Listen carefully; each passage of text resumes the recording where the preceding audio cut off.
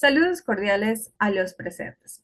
El día de hoy vamos a abordar diversos temas relacionados al área de otorrinolaringología como trabajo individual de consolidación de conocimientos. Quien se dirige a ustedes es Guadalupe Reynoso y el docente a cargo es el doctor Alexander Hernández. Pues bien, para iniciar tenemos el tema de faringoamigdalitis crónica, pues esta conlleva ser una inflamación persistente o recurrente de la faringe y de las amígdalas palatinas. Esta enfermedad nos provoca episodios persistentes o recurrentes de inflamación pues crónica y de dolor de garganta e infección, como podemos observar en la imagen, afectando significativamente pues la calidad de vida, el rendimiento escolar y las actividades diarias de los pacientes. Pues bueno, como bien sabemos, ya hablando un poco sobre la anatomía, las amígdalas palatinas forman parte del llamado anillo de Waldeyer, que es un conjunto de tejido linfático que está encargado de participar en la defensa inmunológica del organismo. Pues bien, anatómicamente, la faringe se divide en nasofaringe, en orofaringe y también en hipofaringe. Y pues las amígdalas se encuentran principalmente en la orofaringe. Ahora, si nos referimos en cuanto a epidemiología, pues esta patología es más frecuente en niños, en adolescentes, en población pediátrica más que todo, pues principalmente en aquellos que se encuentran entre los 5 y los 15 años de edad, ya que su incidencia va a disminuir progresivamente conforme conlleva la adultez, ya que su sistema inmunológico pues se va desarrollando. Desde el punto de vista, pues, fisiopatológico, ¿qué va a ocurrir? Va a ocurrir una colonización bacteriana recurrente de las amígdalas, una formación de biofilms o inflamación persistente, lo que nos va a producir una hipertrofia amigdalina y la repetición de cuadros infecciosos. Ahora, si nos referimos a su etiología, pues esta patología es más frecuente, pues que la encontremos de origen bacteriano, aunque en algunos casos también puede ser viral. La bacteria más importante que se desarrolló en estos casos es el Streptococcus pyogenes. Y bueno, este también es conocido como Streptococcus beta hemolítico del grupo A. Otras bacterias implicadas son el Staphylococcus aureus, el Haemophilus influenzae. Entre los virus más frecuentes, en cambio, encontramos el adenovirus, el rinovirus, el virus de Epstein-Barr y la influenza. Y bueno, también podemos afirmar que existen factores predisponentes, pues que van a favorecer la aparición de esta enfermedad, como pues el hacinamiento, también en aquellas personas que consumen el tabaco, pero de forma pasiva, es decir, las personas que no lo consumen directamente, sino pues las que son involucradas de forma indirecta, como las esposas de los fumadores, entre otros. También pues la rinitis alérgica, los reflujos laringofaringios y la inmunidad que se encuentre baja o disminuida, como en aquellas personas en inmunosupresión, como personas con VIH, con lupus u otras enfermedades pues de este carácter. Y bueno, ya si nos referimos pues a las manifestaciones clínicas, los pacientes suelen presentar odinofagia recurrente, fiebre, halitosis, exudado amigdalino, adenopatías cervicales y pues en algunos casos también se pueden presentar pues ronquidos o incluso apnea del sueño. Y bueno, ya refiriéndonos pues a los estudios complementarios que se utilizan, podemos encontrar el cultivo faríngeo, las pruebas rápidas para estreptococo, también podemos usar hemogramas o PCRs, pues también es importante recordar que dentro del diagnóstico clínico hay que realizar una historia clínica detallada, pues ver la frecuencia de los episodios y una exploración física pues completa, además de una anamnesis también integral.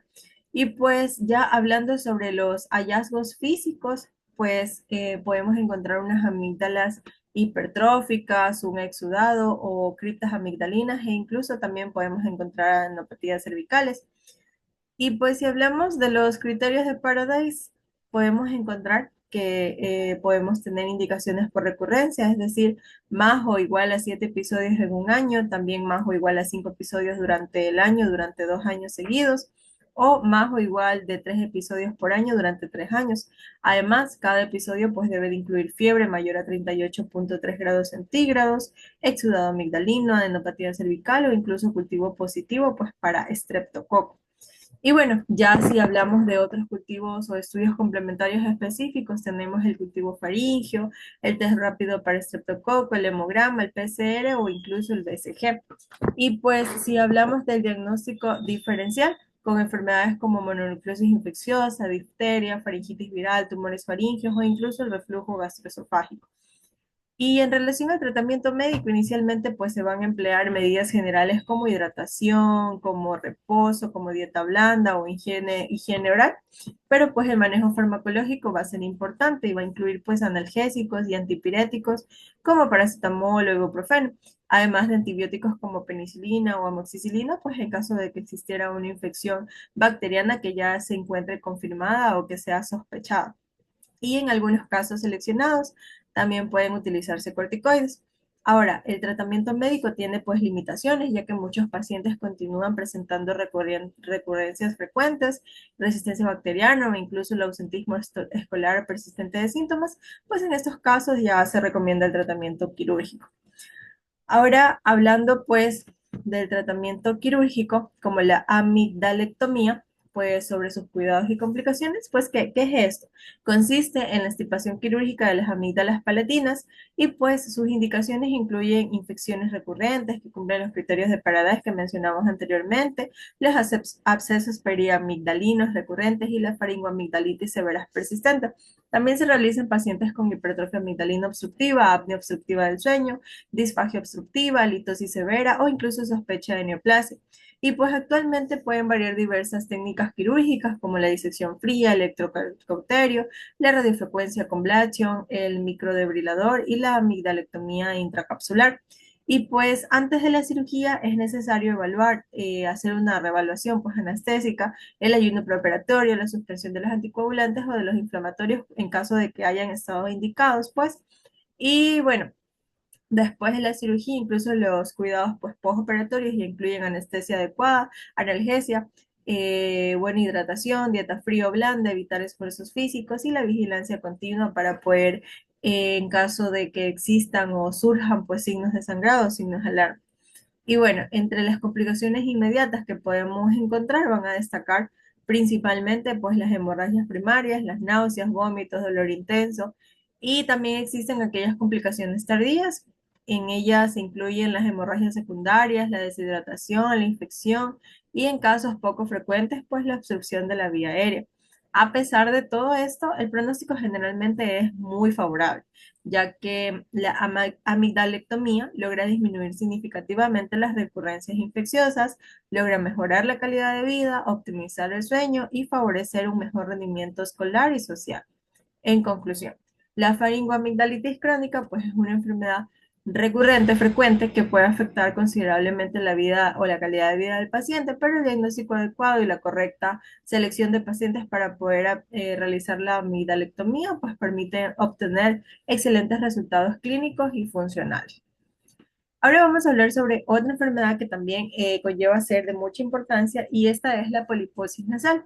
Y bueno, ¿qué es eso? Esta es una enfermedad inflamatoria crónica de gran importancia en otorrinolaringología debido a su impacto sobre la respiración, sobre el olfato y sobre la calidad de vida de los pacientes. Para comenzar, esta se define como una enfermedad inflamatoria crónica de la mucosa nasal y de los senos paranasales. Se caracteriza principalmente por el crecimiento de los pólipos nasales benignos, edematosos y generalmente que son bilaterales y pues se asocia frecuentemente con la rinocetis crónica. Además nos puede producir diversos síntomas que vamos a mencionar pues a posterior. Y para abordar esta desde el punto de vista anatómico, pues esta enfermedad va a afectar estructuras de la cavidad nasal, como son los cornetes, el tabique nasal, y pues también los meatos nasales, además de los senos paranasales, tanto maxilares, frontales, etmoidales y esfenoidales, y una región muy importante que es el complejo osteomeatal, ya que constituye la principal vía de drenaje y de ventilación de los senos paranasales.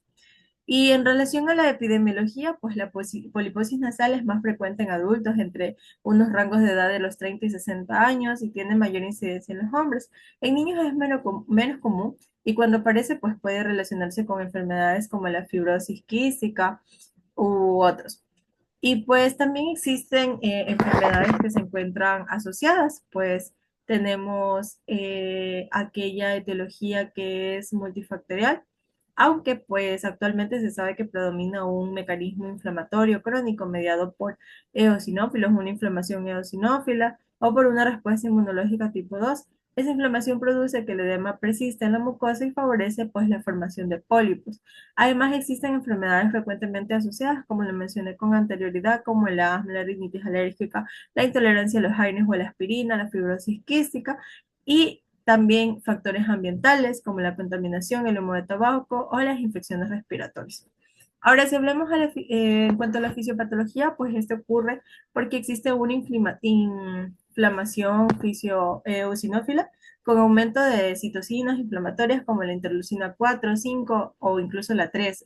Y esto, pues, ¿qué va a generar? Va a generar que exista un edema crónico, la formación de pseudocitos y la obstrucción del drenaje sinusal, favoreciendo de esta forma el crecimiento progresivo de los pólipos. Y pues hablando ya de su clasificación, se va a clasificar de dos formas, según su extensión en unilateral, bilateral o inflamatoria y según su etiología, tanto en alérgica o en aquella asociada a fibrosis quística. Si hablamos pues de las manifestaciones clínicas que mencionamos al inicio, vamos a encontrar que va a existir una obstrucción nasal persistente, rinorrea, hiposmia, anosmia, cefalea, presión facial, respiración oral e incluso también podemos encontrar pues ronquidos, lo que puede afectar pues significativamente la calidad de vida. Si hablamos de su diagnóstico clínico, va a ser fundamental que se realice una historia clínica detallada, el que se tome en cuenta la duración de los síntomas por más de 12 semanas y la evaluación otorrinolaringológica completa. Además de que durante la exploración física tenemos que hacerla mediante una rinoscopía o una endoscopía nasal donde podemos observar pues masas grisáceas, translúcidas o edematosas, generalmente originadas en el meato medio. Y la endoscopia nasal nos va a permitir valorar mejor la extensión de la enfermedad. El estudio de elección, o bueno, el preferible para estos casos de este tipo de enfermedad, es la tomografía computarizada de senos paranasales. Ese es el método de elección, ya que nos permite evaluar la extensión de los pólipos, la anatomía nasal y el compromiso de los senos paranasales. En algunos casos también puede utilizarse pues la resonancia magnética en sospecha tumoral o de complicaciones. Y pues ya también se pueden solicitar exámenes de laboratorio como los niveles de IgE, perdón, eosinofilia o pruebas alérgicas. Y en niños es importante que si encontramos esta enfermedad descartemos fibrosis quística. Ahora, dentro del diagnóstico diferencial deben considerarse tumores nasales, palipiloma invertido, hipertrofia de cornetes, meningoencefalocele o cuerpos extraños. Respecto al tratamiento médico, el manejo inicial incluye lavados nasales con solución salina y evitar los irritantes ambientales. Además, los corticosteroides intranasales constituyen el tratamiento de primera línea, especialmente en la mometasona, la fluticasona y la budesonida. En casos más severos, pues se pueden utilizar los corticosteroides sistémicos por periodos cortos para poder disminuir la inflamación, además que los antibióticos solo se indican si existe infección bacteriana asociada. Actualmente en pacientes con esta enfermedad severa o recurrente, pues se emplean terapias biológicas como el dopilumab, el omalizumab y el mepolizumab, que los podemos encontrar pues aquí. Estos actúan sobre los mediadores específicos de la inflamación tipo 2. Y para realizar el seguimiento de este tipo de pacientes, pues tenemos que realizar controles endoscópicos periódicos, una evaluación de los síntomas y la prevención, que es el primer pilar, ¿no? Pues hablando del tratamiento médico, tiene algunas limitaciones, ya que la enfermedad presenta alta tasa de recurrencia y pues muchos pacientes continúan con pérdida de olfato, dependencia prolongada de corticoides, pero cuando el tratamiento médico fracasa o existe una obstrucción severa, pues sinusitis recurrente o sospecha de complicaciones, se indica un manejo quirúrgico mediante una cirugía endoscópica funcional de senos paranasales. Los objetivos de esta cirugía pues van a ser restaurar la ventilación y el drenaje de los senos paranasales, también remover los pólipos y entre los procedimientos más realizados están la polipectomía, la etmoidectomía y la antrostomía maxilar y la esfenoidotomía. Además de la cirugía, pues se requiere la evaluación tomográfica correspondiente al control de enfermedades asociadas, como por ejemplo el asma y la valoración anestésica. Además, después de la cirugía, el paciente puede realizarse lavados salinos frecuentes, usar corticosteroides intranasales y acudir a control endoscópico periódico. Entre las complicaciones quirúrgicas locales se encuentran pues la epistaxis, las isnequias, la infección o las fístulas del líquido cefalorraquídeo. Y en cuanto a las graves, tenemos la lesión orbitaria, la hemorragia severa, y pues si hablamos de su pronóstico, la mayoría de los pacientes presentan una mejora significativa de la obstrucción nasal y de la respiración. Sin embargo, la recurrencia pues sigue siendo uno de los principales desafíos, por lo que es fundamental mantener un tratamiento médico continuo y seguimiento especializado. En conclusión, esta enfermedad, la poliposis nasal, pues es una patología inflamatoria, crónica, compleja, que requiere un enfoque integral basado en el diagnóstico oportuno, tratamiento médico adecuado y en algunos casos, pues la intervención quirúrgica, ya que el manejo multidisciplinario nos va a permitir mejorar pues la calidad de vida y reducir recurrencias en nuestros pacientes. Ahora ya hablando sobre la otitis media aguda, esta es una de las enfermedades infecciosas también muy frecuentes en la infancia y una causa muy común de consulta y de uso de antibióticos. Esta es una inflamación e infección aguda del oído medio que se caracteriza por la acumulación de líquido en la cavidad timpánica acompañado de signos y síntomas inflamatorios. Esta suele aparecer como complicación de las infecciones respiratorias altas debido a una disfunción de la trompa de Eustaquio y los principales agentes etiológicos son el Streptococcus pneumoniae, el Anopheles influenzae no tipificable y la Moraxella catagralis. Ya si hablamos sobre las manifestaciones clínicas, pues aquí vamos a presentar otalgia, fiebre, irritabilidad, hipoacusia, otorrea, llanto nocturno y pues una sensación de oído tapado. Desde el punto de vista anatómico, el oído medio está formado por una cavidad timpánica, la membrana timpánica, los huesecillos del oído, el martillo, el yunque y el estribo, cuya función principal va a ser transmitir el sonido. Además, la trompa de Eustaquio va a conectar el oído medio con la nasofaringe y va a cumplir funciones importantes dentro de la ventilación, el drenaje y el equilibrio de la presión. En cuanto a la epidemiología, la otitis media aguda es extremadamente frecuente más que todo en niños, especialmente entre los 6 meses y los 2 años de edad. Su incidencia va a aumentar durante el invierno y en niños que asisten a guarderías debido al mayor contacto con infecciones respiratorias, pues con sintomáticos respiratorios de su misma edad, nos referimos pues a otros niños. Respecto a la etiología, como ya se mencionó con anterioridad, puede ser bacteriano o viral. Entre lo más común, pues el Streptococcus pneumoniae y entre la viral podemos encontrar la influenza, el rinovirus o el adenovirus. Si hablamos de los factores de riesgo que predisponen al desarrollo de esta enfermedad, podemos encontrar la lactancia artificial, la exposición al humo de tabaco, el uso prolongado de chupón, las infecciones respiratorias frecuentes, la asistencia a guarderías y en algunos casos, pues las inmunosuficiencias también. En relación con la fisiopatología, generalmente la enfermedad inicia después de una infección respiratoria alta, es decir, esto va a provocar que exista inflamación y disminución de la trompa de Eustaquio, generando de esta forma la acumulación de secreciones en el oído medio y posteriormente pues va a ocurrir una proliferación bacteriana e inflamación local, produciendo los síntomas característicos que ya mencionamos con anterioridad. Si hablamos del diagnóstico, este va a ser principalmente clínico, basado en una historia clínica detallada, y pues el inicio agudo de síntomas y la evaluación completa otorrinolaringológica. Si hablamos de la otoscopía, pues encontramos hallazgos típicos en la membrana timpánica, ya que esta se va a encontrar eritematosa, abombada opaca o incluso hipomóvil. Y otros hallazgos que se pueden tomar en cuenta son los niveles hidroaéreos, la perforación timpánica o la otorrea. Si hablamos de los estudios complementarios, bueno, generalmente no se requieren, pero hay casos especiales, pues que en los que se puede utilizar la timpanometría, la audiometría o el cultivo de secreción óptica. Es importante también mencionar que debe de realizarse un diagnóstico diferencial con aquellas enfermedades comunes como la otitis externa, la otitis media, serosa, la mastoiditis y la presencia de cuerpos extraños, que es muy común pues en niños de esta edad, y el dolor dental que sea referido. Pues para ello tenemos que realizar una historia clínica completa y detallada. Dentro del tratamiento médico podemos realizarlo de manera sintomática, pues con paracetamol, ibuprofeno, hidratación y antibióticos que en primera línea encontramos en la amoxicilina. Y también pues podemos otorgar una conducta expectante indicada en los casos leves, en aquellos mayores de 2 años, en aquellos que no presenten pues fiebre alta y que se tenga también un seguimiento clínico específico, correcto y una revelación posterior a las 48 o 72 horas. Si es que existen complicaciones, estas pueden ser intratemporales como la miosiditis aguda, la perforación timpánica, la laberintitis y la parálisis facial. Entre las complicaciones intracraneales tenemos la meningitis, el absceso cerebral, la trombosis del seno lateral y entre pues si hablamos de la otitis media recurrente, pues esta se va a definir como aquella que ocurre en más de 3 episodios en 6 meses, en más o igual de 4 episodios en 12 meses. Aquellos factores asociados pues son las guarderías, las alergias y la hipertrofia adenoidea. Si hablamos de las indicaciones quirúrgicas, pues se van a referir específicamente con tubos de ventilación en adenoidectomía. Aquellos cuidados postoperatorios van a ser evitar la entrada de agua, los controles otorrinolaringológicos integrales, la vigilancia de la otorrea, y pues entre las secuelas posibles podemos encontrar la hipoacusia conductiva, la retracción timpánica, la colesteatoma y el retraso del lenguaje pues, en los niños más que todo. Pasando a otra de las patologías sumamente importantes, tenemos la otitis externa difusa.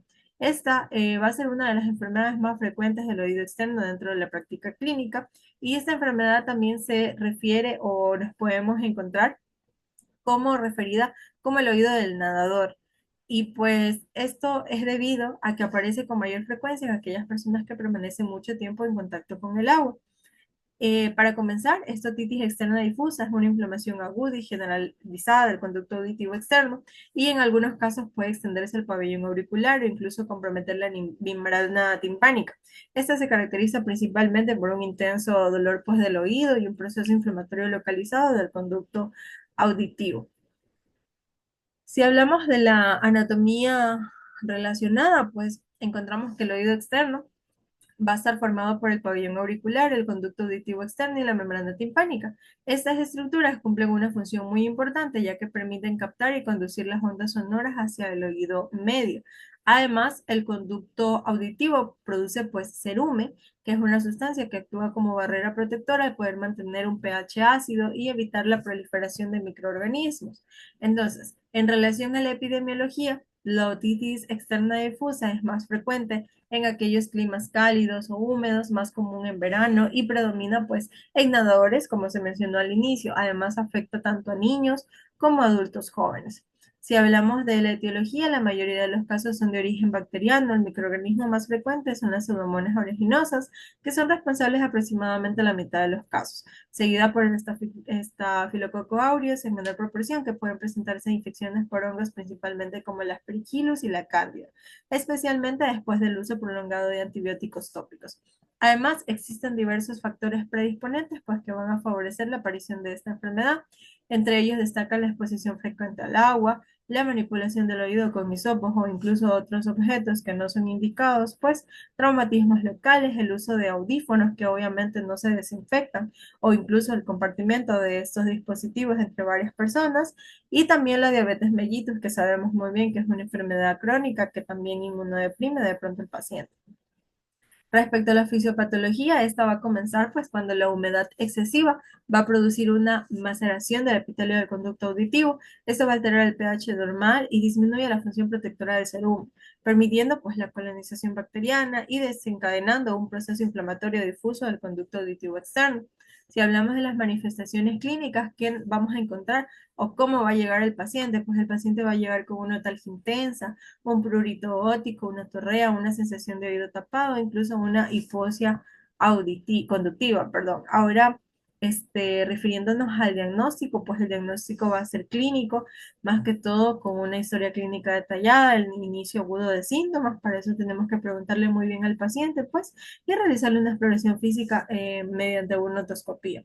Durante, pues, la otoscopía, podemos encontrar algunos hallazgos típicos, como el edema del conducto auditivo, un eritema, una secreción purulenta, estrechamiento incluso del canal por la inflamación que va a existir. Y entre otros hallazgos podemos encontrar los detritos, las costras y la membrana timpánica, que va a estar un poco difícil de visualizar. Dentro de los estudios complementarios generalmente no son necesarios porque el diagnóstico es clínico. Sin embargo, en casos especiales, pues vamos a encontrar el cultivo de secreción, la tomografía computarizada o los estudios microbiológicos. Si nos referimos al diagnóstico diferencial, podemos diferenciarlo con otitis media aguda, otomicosis, foruncolicosis, cuerpo extraño e incluso una dermatitis del conducto. Si hablamos del tratamiento, pues el tratamiento va a ser médico con medidas generales, mantener generalmente el oído seco, evitar la manipulación, pues la limpieza del conducto también va a ser importante, la buena analgesia como el paracetamol y el ibuprofeno y un tratamiento tópico como el ácido acetílico, las quinolonas góticas, el aminoglucósido tópico o corticoides tópicos. Y pues aunque la mayoría de los pacientes evoluciona favorablemente, pueden aparecer complicaciones locales. En algunos casos se pueden encontrar abscesos, se puede encontrar estenosis del conducto auditivo, celulitis periauricular o pericondritis. Y una de las complicaciones más grandes es la otitis externa de carácter maligno. Esta también es llamada como otitis externa necrosante. Y pues se trata de una infección invasiva que va a comprometer el hueso temporal y la base del cráneo.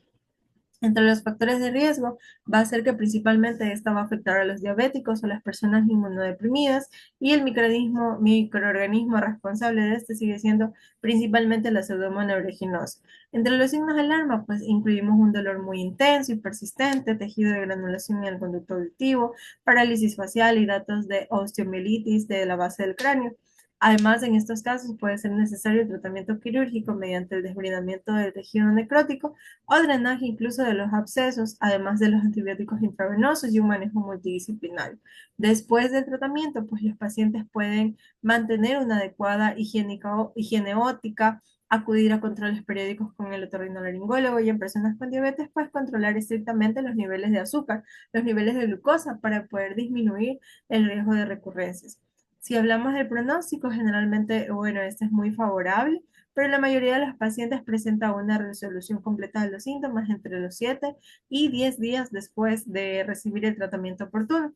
Sin embargo, si existen los factores predisponentes que ya se habló con anterioridad, se pueden presentar pues recurrencias y nuevos episodios. Para prevenir esto es fundamental evitar pues la humedad excesiva, educar al paciente sobre el cuidado del oído, tratar oportunamente las enfermedades dermatológicas asociadas y no introducir objetos pues dentro del conducto auditivo, por eso es muy importante educar a los pacientes. En conclusión, la otitis externa es una enfermedad frecuente, generalmente de buen pronóstico, pero su diagnóstico principalmente es clínico y el tratamiento oportuno pues con medicamentos tópicos junto con medidas preventivas permiten una recuperación rápida y va a disminuir considerablemente el riesgo de complicaciones. Vamos a pasar a otra enfermedad que igual es de mucha relevancia y pues habla de la faringoamigdalitis complicada. Esta corresponde a la evolución severa de la infección faríngea o amigdalina que se extiende hacia los tejidos vecinos y produce pues complicaciones locales y sistémicas. La complicación más frecuente es el absceso periamigdalino, aunque también pueden presentarse abscesos retrofaringios, parafaringios, adenitis cervical superativa e incluso complicaciones intracraneales o sistémicas como el síndrome de Lenier y sepsis. La mayoría de los casos pues, se originan por infecciones bacterianas, principalmente pues, por el estreptococo piógenes, pero existen otras bacterias e incluso las infecciones pueden ser polimicrobianas, que se incluyen pues, bacterias también anaerobias, como el Perturbia, el Peptostreptococcus y el Furobacterium. Hablando de la anatomía relacionada, pues desde este punto de vista, las amígdalas palatinas forman parte del anillo linfático de Waldeyer, cuya función principal pues, es participar en la respuesta inmunológica frente a los microorganismos inhalados o ingeridos.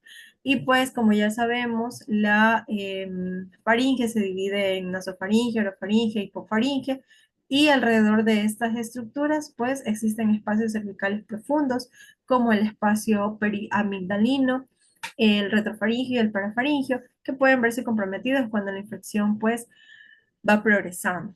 En cuanto a la epidemiología, es más frecuente en niños mayores, adolescentes e incluso en adultos jóvenes. Y entre las complicaciones más comunes tenemos el absceso periamigdalino y mayor incidencia en infecciones que pues se encuentren maltratadas. En la etiología, como bien mencionamos, pues el más común es el estreptococo piógenes, también conocido como el estreptococo beta hemolítico del grupo A. Si hablamos de las manifestaciones clínicas, vamos a encontrar pues fiebre alta, trismo, disfagia, voz gangosa, halitosis o la desviación de la úvula y endopatías cervicales. Si hablamos de la fisiopatología, pues existe una infección amigdalina inicial, luego esta se va diseminando pues a los tejidos, principalmente al periamigdalino. Inicialmente va a aparecer una celulitis local y si la infección progresa se va a formar un absceso con acumulación de pus. E incluso en aquellos casos más graves, la infección puede propagarse hacia los espacios profundos pues, del cuello y producir complicaciones de tipo sistémico. Dentro de los factores predisponentes tenemos pues el tratamiento antibiótico de carácter incompleto, de que la persona de pronto toma los antibióticos, luego se empieza a sentir mejor y pues los deja. Y esto está mal porque el tratamiento no sigue el curso que debería y pues se forma de carácter incompleto, lo que produce de pronto una resistencia bacteriana. También en las amigdalitis recurrentes, la inmunosupresión y el tabaquismo, o además también la mala higiene oral. Hablando del diagnóstico, principalmente es clínico, es basado en una adecuada historia clínica, en la exploración física realizada pues por el especialista. Dentro de esta vamos a encontrar los hallazgos típicos como una amígdala desplazada, el edema del paladar blando, una desviación uvular, un eritema y un exudado. Dentro de los signos de gravedad que podemos encontrar en los pacientes, identificamos el babeo, la dificultad respiratoria, la rigidez cervical y el estridor. Dentro de los exámenes pues, complementarios que se pueden realizar, tenemos de laboratorio como un hemograma completo, un PCR, un BCG y el cultivo faríngeo. Y en cuanto a imagen, pues podemos realizar un ataque cervical con contraste, una ecografía intraoral o una resonancia magnética. Si hablamos pues de las técnicas de tratamiento, tenemos diferentes y el tratamiento debe iniciarse de forma precoz, inicialmente asegurándonos de la permeabilidad de la vía aérea, que se proporcione también una hidratación adecuada y una analgesia. Pues el tratamiento antibiótico debe cubrir tanto bacterias aerobias como anaerobias y debemos de utilizar esquemas como una penicilina asociada a metronidazol o amoxicilina con ácido clavuránico. Y en pacientes alérgicos debemos de recordar que se puede utilizar clindamicina o cefalosporinas en dependencia del caso, ya que cada caso, cada paciente debe tener una evaluación integral. Además, los corticosteroides pueden administrarse para poder disminuir el edema y aliviar el dolor, facilitando de esta forma la dilución. Pues cuando ya encontramos o ya existe un absceso constituido, pues el tratamiento requiere un drenaje quirúrgico mediante aspiración con aguja o incisión de drenaje.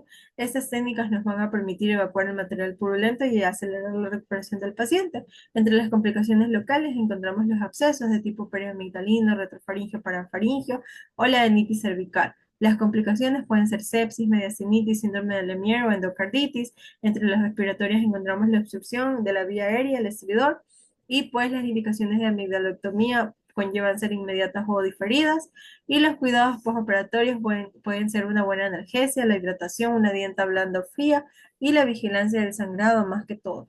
Además de, generalmente el pronóstico va a ser favorable porque existe una buena respuesta a los drenajes y a los antibióticos, pero puede haber un riesgo de recurrencias. Por eso es importante realizar un tratamiento adecuado y un cumplimiento de los antibióticos, además de un buen seguimiento y una higiene oral pues adecuada.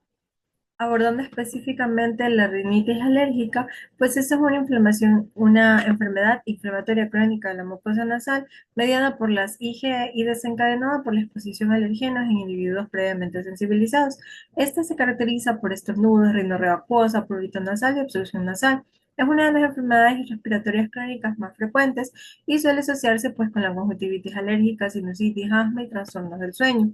Ahora, si hablamos de la anatomía relacionada, pues encontramos la cavidad nasal, los senos paranasales, cuyas funciones son la filtración del aire, la humidificación, el calentamiento y la defensa inmunológica. Entonces, esta es una de las enfermedades alérgicas más frecuentes y afecta aproximadamente entre el 10 y el 30% de la población mundial. Su mayor incidencia va a ser en niños, adolescentes y adultos jóvenes y pues tiene un incremento relacionado con una contaminación ambiental y la urbanización. Además, dentro de la etiología podemos encontrar los aeroalergenos como los ácaros de polvo, los polenes, los hongos y las caspas de animales, más que todo pues los animalitos que tienen mucho pelaje. En cuanto a los factores ambientales, tenemos la contaminación, el humo de tabaco y los cambios climáticos. Los factores genéticos pues, pueden ser los antecedentes de familia con atopía o incluso asma. Dentro de los factores predisponentes encontramos una historia familiar de alergias, exposición temprana a alergenos, la contaminación ambiental, el tabaquismo pasivo, las viviendas húmedas, la obesidad y el estilo de vida occidental. Además, pues esta va a ser mediada por la producción de IgE específico, como la unión de esta a los mastocitos, la exposición al alergeno. Esto va a hacer que se libere histamina, los leucotrienes y la prostaglandinas, pues, y en una fase inmediata va a ocurrir luego la fase inflamatoria tardía con eosinófilos, y esto se traduce en unas manifestaciones clínicas como los estornudos repetitivos, la rinorrea acuosa, la obstrucción nasal, el prurito y el lagrimeo o la hiposmia y fatiga, o incluso en algunos casos también los trastornos del sueño. El diagnóstico va a ser clínico, generalmente con historia clínica, identificación de desencadenantes, una exploración completa de forma del especialista de otorrinolaringología, duración e intensidad de síntomas, y entre aquellos hallazgos que podemos encontrar en la exploración física vamos a encontrar la mucosa pálida, el edema de cornetes, la rinorrea hialina, o hallazgos asociados como ojeras alérgicas, pliegue nasal transversal, respiración bucal, o incluso en algunos pacientes podemos encontrar conjuntivitis. La clasificación pues va a ser según la duración, intermitente persistente, según la gravedad, el leve, moderado, grave, y los estudios complementarios para poder confirmar diagnósticamente tenemos el test de PRI y la IgE específica sérica. Además, tenemos casos especiales como la endoscopia nasal, tomografía de senos paranasales o la citología nasal. El diagnóstico diferencial se va a hacer con la rinitis viral, la no alérgica, la vasomotora, la sinusitis, desviación septal, poliposis nasal. Dentro del tratamiento médico tenemos aquellas medidas generales como por ejemplo evitar los alergenos o evitarlos por completo, o incluso si tenemos algún factor predisponente, pues educarle al paciente de que ya no lo tenga y de que lo evite más que todo para poder disminuir pues las recurrencias, también los lavados nasales con solución salina, la educación al paciente. Y dentro del tratamiento farmacológico tenemos los corticoides intranasales como primera línea, también los antihistamínicos como la loratadina, la cetricina, la fexofeniadina o la celastina intranasal. Y pues si ya usamos o necesitamos la inmunoterapia es si hay ya síntomas persistentes o si tenemos pues una mala respuesta farmacológica o un alergeno identificado específicamente. Dentro de las complicaciones tenemos la sinusitis crónica, la otitis media con efusión, hipertrofia de cornetes, alteraciones del sueño, disminución de la calidad de vida de nuestro paciente. En las enfermedades asociadas podemos identificar el asma bronquial, la conjuntivitis alérgica, la dermatitis atópica o la poliposis nasal. Pues tenemos también diversas indicaciones de cirugía cuando existe más que todo la hipertrofia de cornetes que sea de carácter resistente, la desviación septal, la poliposis nasal o la sinusitis crónica asociada. Dentro de los procedimientos que se realizan encontramos la turbinoplastía, la septoplastía, la cirugía endoscópica funcional de los senos paranasales, y el seguimiento debe de hacerse con una evaluación periódica, un control de los síntomas de forma adecuada, una adherencia terapéutica que tenga el paciente que no lo vaya a dejar o hacer un tratamiento incompleto, y una reevaluación del tratamiento, pues en caso de que no esté funcionando de forma completa, poder hacer una reestructuración completa. Dentro del pronóstico, esta es una enfermedad pues crónica, pero con un excelente control se mantiene con un tratamiento adecuado, pues existe un pronóstico bueno, tiene una mortalidad baja y una alta mejoría de calidad de vida.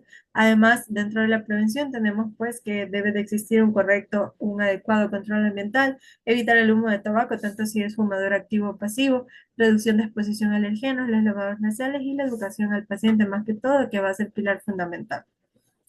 Ahora, si hablamos de la hipoacusia neurosensorial, pues esta es una patología en la que existe una disminución parcial o total de la capacidad auditiva causada por la lesión de las células ciliadas de la cóclea, del nervio vestibular, más que todo el octavo par craneal o de las vías auditivas centrales.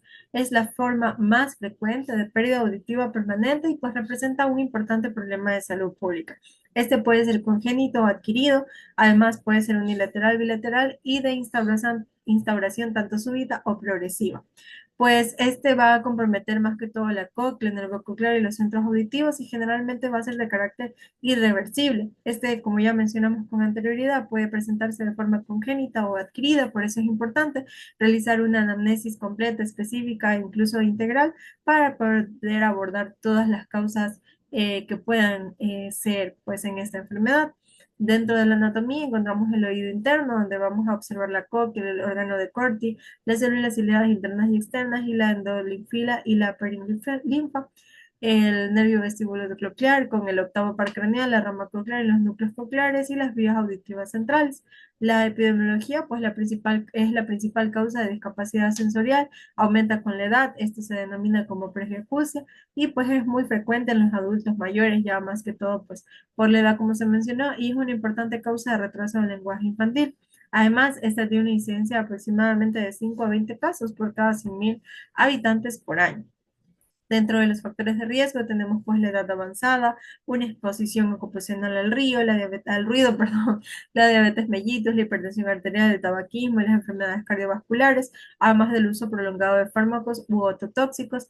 Y dentro de las manifestaciones clínicas, pues, ¿qué nos va a referir al paciente al momento de poder ingresar a nuestra consulta? Va a referir que tiene una disminución progresiva o súbita de la audición, que va a tener dificultad más que todo para poder comprender el lenguaje, que va a tener tinnitus, o sensación de oído lleno o incluso vértigo de algunas etiologías y aislamiento social, pues obviamente por el carácter de que él no puede comprender o no puede oír de forma adecuada a las demás personas, además de que dentro de la fisiopatología pues encontramos que va a existir una lesión de las células ciliadas y con una alteración de la transducción mecanoeléctrica y pues luego posterior va a haber una degeneración neuronal, la disminución de impulsos hacia la corteza auditiva y pues como consecuencia la pérdida auditiva permanente.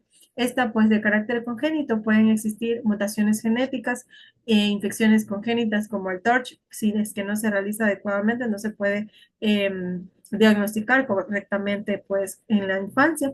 También si es que incluso existe prematuridad o hiperbilirubinemia, y en caso de las adquiridas, encontramos la presbiacusia, la exposición al ruido, los ototóxicos como los aminoglucósidos, el crespato y los diuréticos de asa, la enfermedad de Meniere, las infecciones virales, los traumatismos o incluso los tumores, como el schwannoma vestibular. Ahora, hablando ya sobre la hipoacusia neurosensorial, pero ya basándonos en su diagnóstico, podemos referir que ese diagnóstico va a ser más que todo clínico, con una historia clínica detallada, un inicio de evaluación, los antecedentes familiares que son muy importantes pues para descartar que esta no sea de carácter congénito, también la exposición al ruido, también poder evaluar la calidad de vida del paciente, cómo ha sido, si es que tal caso ha tenido una exposición prolongada o una exposición traumática de pronto al ruido, el uso de algún medicamento que sea de carácter ototóxico, también realizar una exploración clínica y física completa, pues con una otoscopía que, bueno, la otoscopía generalmente va a estar normal, pero existen diversas pruebas clínicas como la de Weber o la de Rhine, y dentro de los estudios audiológicos, pues encontramos la audiometría tonal, que va a ser el estudio de lesión y va a determinar el grado y el tipo de hipoacusia frente al que nos estamos enfrentando. Existen también otros estudios como la audiometría verbal, la impedanciometría, las emisiones otoacústicas o las potencias evocados auditivos. Hablando sobre tratamiento y rehabilitación, pues de esta patología, este objetivo de tratamiento va a ser pues recuperar la audición en cuanto sea posible, evitar la progresión del daño coclear más que todo y mejorar la comunicación y la calidad de vida del paciente, pues como bien sabemos, esos pacientes como no logran escuchar correctamente o no logran comprender pues el lenguaje de la otra persona, se aíslan o incluso desarrollan un componente depresivo, ya que ellos no pueden escuchar y se sienten impotentes al momento de esto. Entonces, nuestro objetivo o el objetivo del tratamiento va a ser pues mejorar la calidad de vida de nuestro paciente, favorecer el desarrollo de su lenguaje y reducir la discapacidad auditiva que éste presenta. Dentro del tratamiento médico, en la hipoacusia neurosensorial de carácter súbito, tenemos los corticoides sistémicos como la prednisona, la dexametasona, y estas tienen mayor eficacia en las primeras 72 horas. Además, encontramos también los corticoides intratimpánicos como la inyección transtimpánica y la alternativa de rescate terapéutico que conlleva hacer esta. Y encontramos otros como la oxigenoterapia hiperbárica en aquellos casos únicamente seleccionados y como un complemento terapéutico. Ahora, dentro de la hipoacusia neurosensorial, pues el tratamiento en dependencia de la etiología, tenemos la suspensión de los agentes tóxicos, en tal caso de que son los aminoglucósidos, el clisplato, los diuréticos de asa, y el manejo correcto pues, de las enfermedades asociadas, porque si no tenemos un control correcto, integral de estas enfermedades, no vamos a tener buenos resultados. Por ejemplo, la diabetes mellitus, la hipertensión arterial, y las enfermedades autoinmunes. Incluso tenemos muchos pacientes que se presentan al consultorio y ni siquiera son diagnosticados previamente o ellos no saben, desconocen que padecen de algún tipo de enfermedad de este carácter. Por eso es importante realizar un seguimiento completo, integral, de la mano de otros profesionales también especialistas. Y pues el tratamiento va a ser específico en tal caso de antivirales, inmunosupresores o antibióticos si es que existiera alguna infección relacionada. Y la rehabilitación auditiva pues se va a llevar a cabo mediante audífonos en aquellas hipoacusias leves a severas o en aquellas que todavía mantienen una conservación parcial de la audición. Los beneficios pues van a ser la amplificación sonora, la mejor comprensión del lenguaje y la mejor interacción social. Además, tenemos también otras opciones como el implante coclear y las indicaciones específicas van a ser en aquellos casos de hipoacusia severa o con profundidad bilateral que tengan también escaso beneficio con los audífonos o que el tratamiento con audífonos haya fallado. La función va a ser estimular directamente el nervio coclear y pues como componentes tenemos la parte interna implantada y el procesador externo. Pues dentro de la terapia auditiva y de lenguaje tenemos la terapia auditivo-verbal, que tenemos aquel entrenamiento con la percepción auditiva, el desarrollo de comunicación como terapia de lenguaje, la estimulación temprana infantil y dentro de la rehabilitación integral, pues la participación familiar, el apoyo psicológico y la educación inclusiva. Además, hay que realizarle un seguimiento clínico y periódico a estos pacientes con audiometrías sensoriadas, evaluación funcional, ajuste de dispositivos en caso de programar los audífonos de que se esté utilizando este tipo de dispositivos, pues poder calibrarlo correctamente y en el monitoreo de evolución, pues que exista una mejora auditiva, el desarrollo del lenguaje y la adaptación social completa del paciente. Dentro de la prevención, pues tenemos la protección contra ruido intenso en caso de que este forme parte de la vida diaria de nuestro paciente, como que sea su trabajo, por ejemplo, tenemos que educarle muy bien para que pueda tener una correcta protección contra este tipo de ruidos, el uso racional de ototóxicos en caso de que lo necesite y el tamizaje auditivo neonatal. Además de que tenemos que indicarle muy bien cómo tiene que utilizar pues los audífonos, que la adherencia terapéutica es muy importante para poder cumplir con los requerimientos de nuestro tratamiento y de la importancia del seguimiento con el especialista de otorrinolaringología.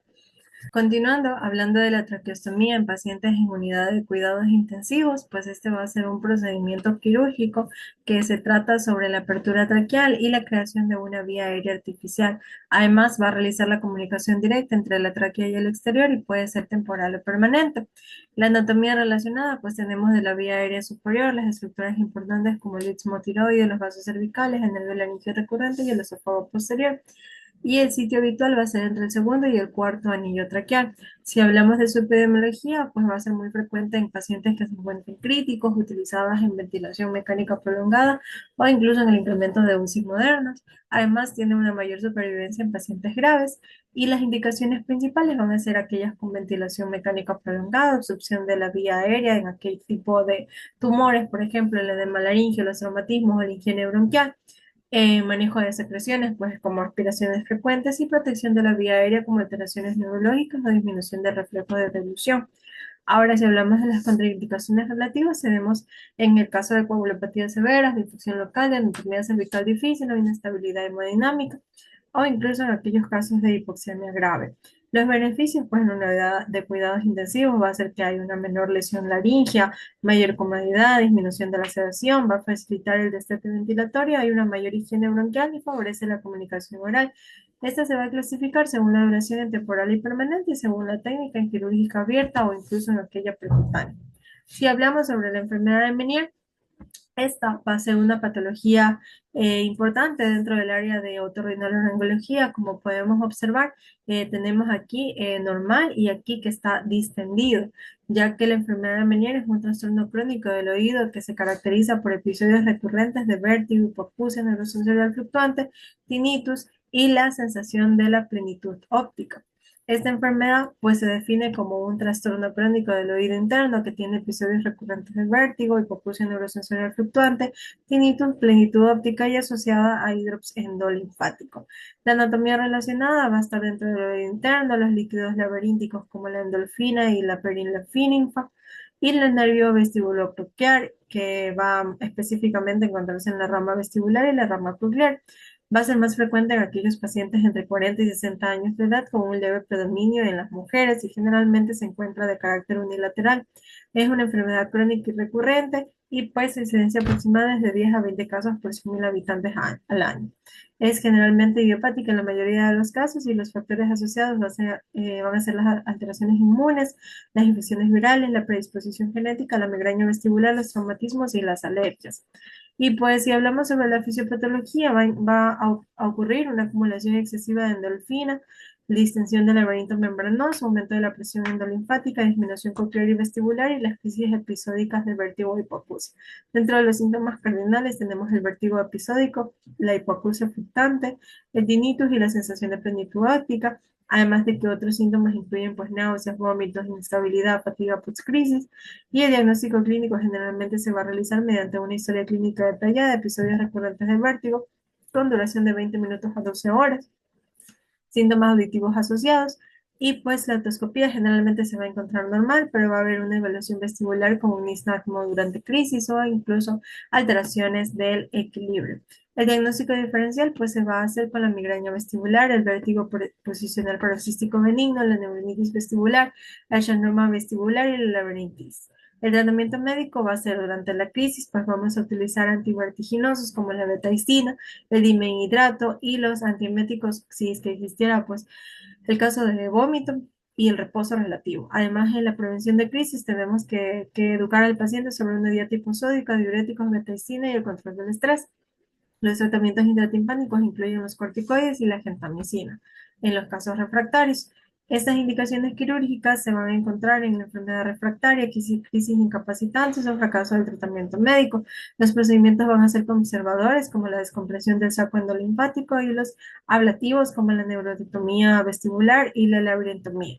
Además de que va a haber una rehabilitación vestibular, como los ejercicios del equilibrio, la adaptación vestibular y la reducción postular. Si hablamos de las complicaciones de la enfermedad de Meniere, pues tenemos la pérdida auditiva progresiva, caídas, ansiedad y depresión, discapacidad laboral o aislamiento social. El pronóstico puede ser variable e impredecible, ya que las crisis pueden disminuir con el tiempo, pero la hipoacusia suele progresar con un impacto importante en la calidad de vida. Dentro de las recomendaciones tenemos reducir pues la sal, más que todo dentro de las dietas, evitar el alcohol y el tabaco, manejar el estrés, dormir adecuadamente y un seguimiento periódico. Si hablamos pues sobre el vértigo posicional paroxístico benigno, este es un trastorno del oído interno caracterizado por episodios breves y repetitivos de vértigo desencadenados por los cambios de la posición de la cabeza, como podemos observar en la imagen.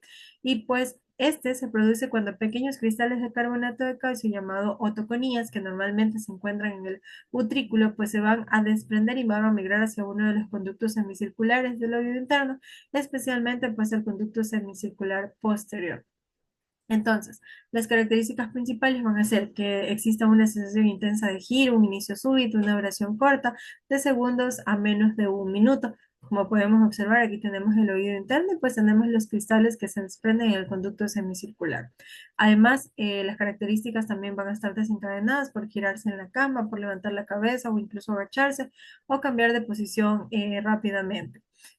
También se suele acompañar de náuseas, inestabilidad, nistagmo o incluso ansiedad por parte del paciente. Los factores de riesgo van a ser pues la edad avanzada, los traumatismos intracraneales, las infecciones vestibulares previas, el reposo prolongado, la migraña y la osteoporosis. El vestibular periférico es una causa muy frecuente de vértigo y van a haber episodios breves desencadenados por el cambio de posición. La epidemiología es más frecuente en adultos mayores, con predominio en las mujeres, una alta prevalencia mundial y una importante causa de consulta en otorrinolaringología y neurología. Y pues dentro de la fisiopatología va a haber un desprendimiento de las otoconias, una migración de los conductos semicirculares y las manifestaciones pues van a ser vértigo breve, como podemos hablar pues del vértigo paroxístico. Pues dentro de la osteoesclerosis y la tímpanoesclerosis, pues estas enfermedades van a ser aquellas en las que el hueso se afecta principalmente al oído medio, específicamente al estribo, uno de los pequeños huesos que pues funciona al velino. Dentro de la laringotraqueosis aguda, pues encontramos que es una enfermedad infecciosa y contagiosa que provoca una inflamación de la laringe y la tráquea, conocida comúnmente como croup o croup.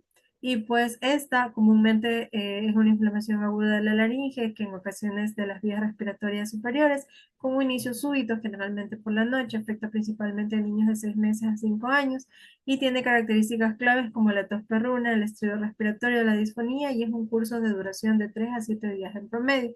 Pues como podemos observar en su fisiopatología, primero hay una infección de las vías respiratorias superiores, hay una inflamación y edema, estrechamiento de la vía aérea y manifestaciones clínicas que genera estrés respiratorio, tos perruna, disfonía y dificultad respiratoria. Además, la inflamación subglótica es la principal responsable de la obstrucción de la vía aérea. Tenemos una clasificación que es la de Wesley modificada y tenemos según la severidad que nos otorga ciertos puntos y según también el nivel de conciencia, la entrada de aire, las retracciones y el estridor. Además, dentro de las principales causas encontramos el virus de parainfluenza tipo 1 y 2, que es la causa más común, el virus respiratorio sincitial, rinovirus y adenovirus. Menos frecuentes tenemos las bacterias, el Haemophilus influenzae tipo B, que es raro pues por vacunación, y otros agentes como la influenza tipo A o B. Se presenta más que todo con aquellos factores predisponentes de niños entre 6 meses a 5 años, prefaturez, con contaminación ambiental, asistencia a guarderías o exposición al humo de tabaco. El tratamiento va a manejarse según la severidad, pues en caso leve, manejo en casa, moderado, revaluación sin peora y severo, manejo en urgencias o hospitalario. Se va a manejar principalmente con corticoides como la dexametasona vía oral o intramuscular, la adrenalina nebulizada y otros medicamentos como antipiréticos o hidratación adecuada. Dentro de las medidas generales tenemos el reposo y la tranquilidad, el ambiente húmedo o vapor frío, pues la hidratación oral, evitar irritantes ambientales, y la hospitalización va a estar indicada en casos severos con estridor en reposo, triaje importante o fatiga ambulatoria. Las complicaciones tempranas van a ser la insuficiencia respiratoria aguda, cianosis o hipoxemia, agitación y fatiga y atelectasia. Las complicaciones tardías van a ser la infección bacteriana, estenosis subglótica, disfonía persistente o riesgo de recurrencia. Dentro de las recurrencias, pues tenemos la evaluación inicial, la clasificación de severidad según el grado leve, moderado o severo, el manejo de urgencias, y la monitorización, pues signos vitales cada 15-30 minutos, saturación, evaluar la respuesta al tratamiento y si es que ya tenemos los criterios de alta, esto van a ser sin estridor o en reposo, saturación de mayor de 94%, buena hidratación y dilución y un entorno domiciliario que se encuentre adecuado. Además, la adrenalina nebulizada tiene un efecto rápido, pero es temporal, ya que solo dura de 1 a 2 horas y la dexametasona proporciona una mejoría sostenida. Dentro de la prevención primaria tenemos la vacunación, higiene, evitar la exposición a irritantes y fortalecer el sistema inmune. Además, prevenir en grupos de riesgo, como evitar contacto con personas con infecciones respiratorias, educar a los padres y cuidadores y la prevención en recurrencias, ya que tenemos que tratar oportunamente estas infecciones respiratorias y evitar los irritantes ambientales. Pues para la realización de ese trabajo se documentó algunas bibliografías, como podemos observar. Tenemos todas sacadas de revisiones científicas actualizadas, de libros, de artículos, de páginas confiables como PubMed, como Scopus, como Redalic o otras revistas científicas de alto impacto, más que todo Cuartil 1, Cuartil 2, y pues con referencias bibliográficas en estilo Vancouver, que son las relacionadas al área de salud. Alrededor tenemos 122 citas y pues gracias. Los pequeños hábitos saludables generan grandes cambios y es importante más que todo iniciar desde la consulta para poder prevenir sobre este tipo de enfermedades que muchas veces son detectables tempranamente y que con una buena prevención y un tratamiento adecuado podemos educar a nuestros pacientes para un futuro.